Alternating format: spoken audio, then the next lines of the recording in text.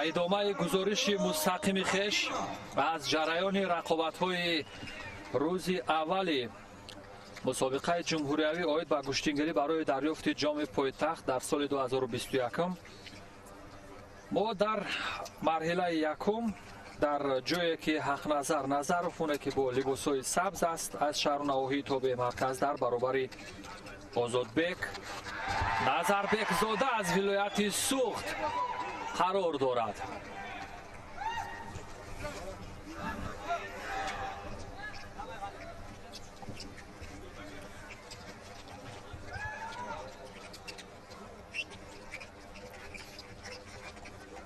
حق نظرов تجربه اشتراکش در مسابقه های داخل جمهوریوی نسبتا زیادتر است،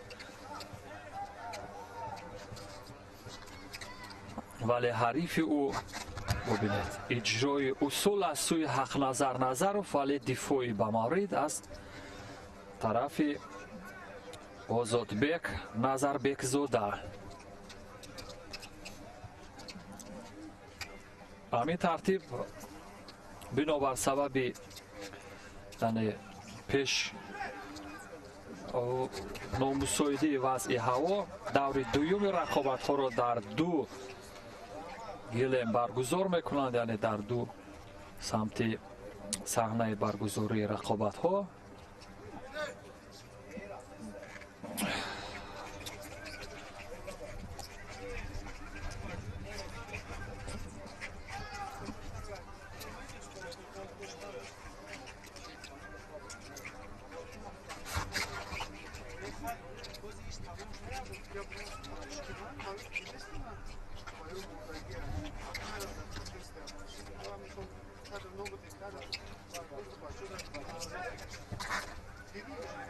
ببینید واقعا وقتی تر می شود همین گلیم ویژه گشتینگیری مشکل خواهد بود برای ورزشکاران. همونطور که به نظر می رسد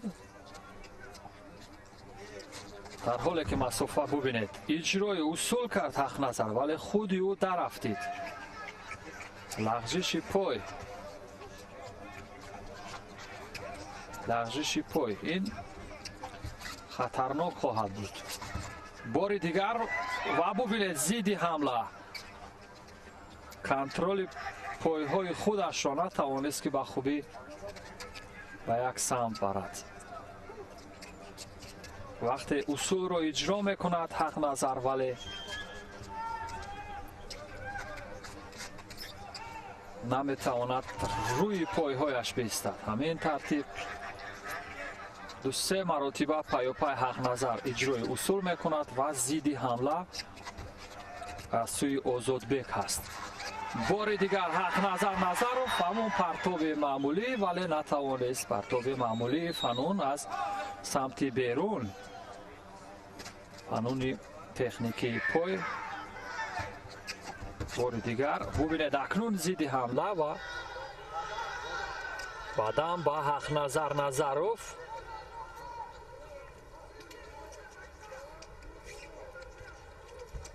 و او برای راه یافتن اکنون به مرحله دومی رقابت ها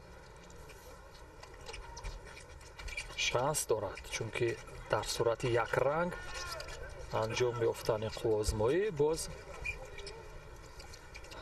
با یک بدنی که حق نظر دارد برایش امتیازی حل طلب خواهد بود.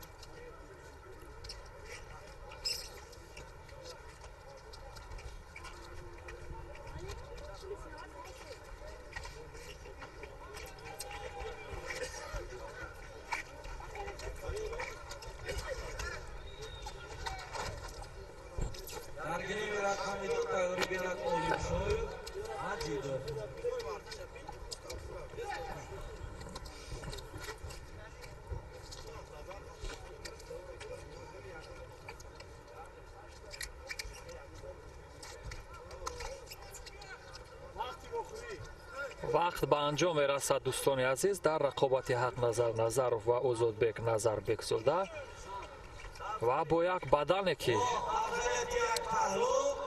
як паҳлӯ говӣ як паҳлӯ гуфт вале Ҳақназар Назаров бо ҳамин як паҳлӯе ки дошт ба марҳилаи дуюми рақобатҳо роҳ хоҳад гирифт. наворҳои суст кардашударо мебинем ки аз сӯи коргардони бахши наворҳои суст кардашуда Комрон манзури мо мегардад ва Султон Барзудиев коргардон низ имрӯз тасовири бисёр ҷаззобе аз мароҳили гуногун аз зовияҳои гуногун рӯи навор бардошт. ҳамин тартиб Ҳақназар Назаров ба марҳилаи баъдӣ роҳ хоҳад гирифт.